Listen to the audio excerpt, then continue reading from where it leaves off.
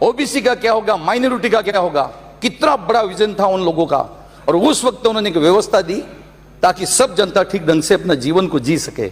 और उसी का परिणाम है कि आज कोई 70 कह रहा, कोई 60 कह रहा है। अगर आरक्षण के 4 शब्द अगर संविधान में नहीं लिखे होते ना, तो मैं भी ये बढ़िया कपड़े पहन के घूम रहा हूं ना, कहीं हल कोई जोतता या गुजरात में कहीं जाके मजदूरी करता, ये स्थिति हमारे सबकी होती।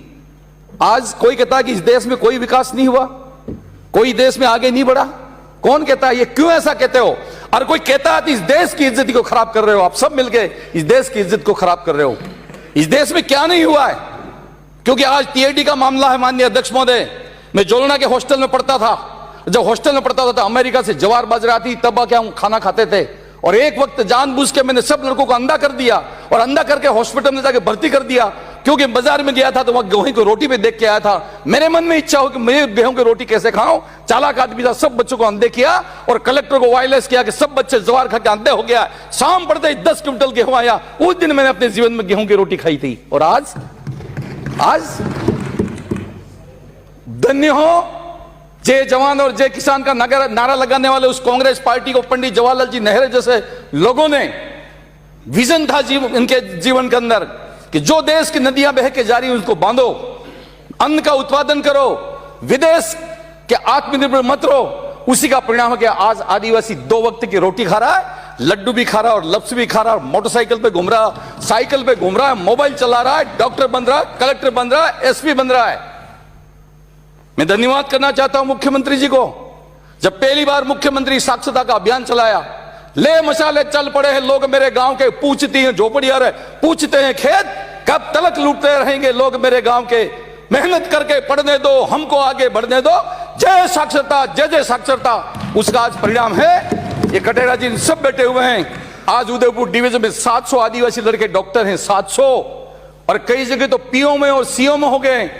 यह उस साक्षरता आंदोलन और हमारे गांधीवादी मुख्यमंत्री का विजन था कि इस आदिवासी के झोपड़ी के अंदर भी बच्चा डॉक्टर और इंजीनियर और कलेक्टर बने।